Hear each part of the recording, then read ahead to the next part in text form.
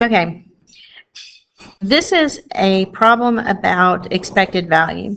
Expected value sort of divides things. It's going to sound unreasonable in a way because, like, let's say that you bought a $10 lottery ticket. On the back of the lottery ticket, they'll tell you that you have a 1 out of, let's say, a million chance of winning.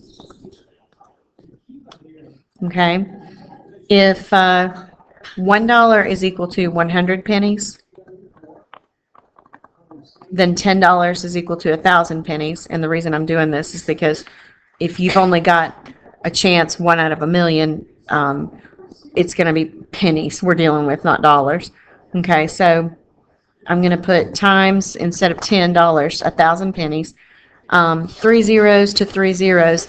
That means that 1 out of 1,000, your ticket is worth 1/1000th of a penny.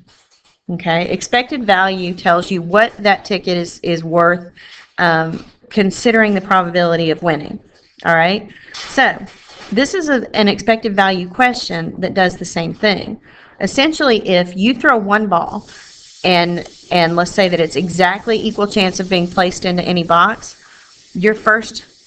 on the first throw, you split things in an unrealistic way, but that's what expected value does.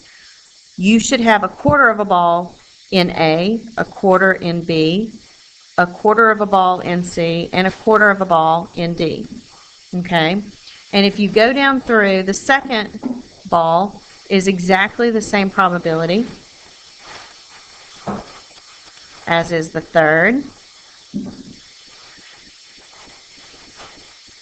And again, we're just determining how many balls in each bin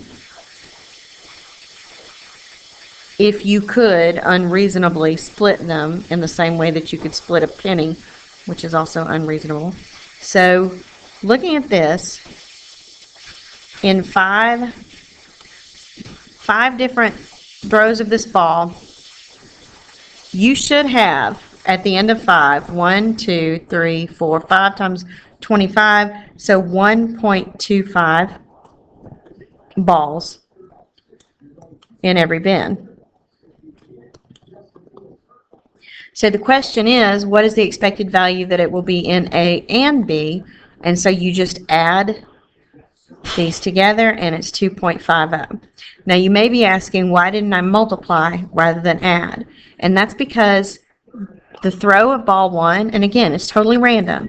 When you threw ball 1 and then you threw ball 2, the outcome of ball 2 did not depend on what happened in 1. Okay?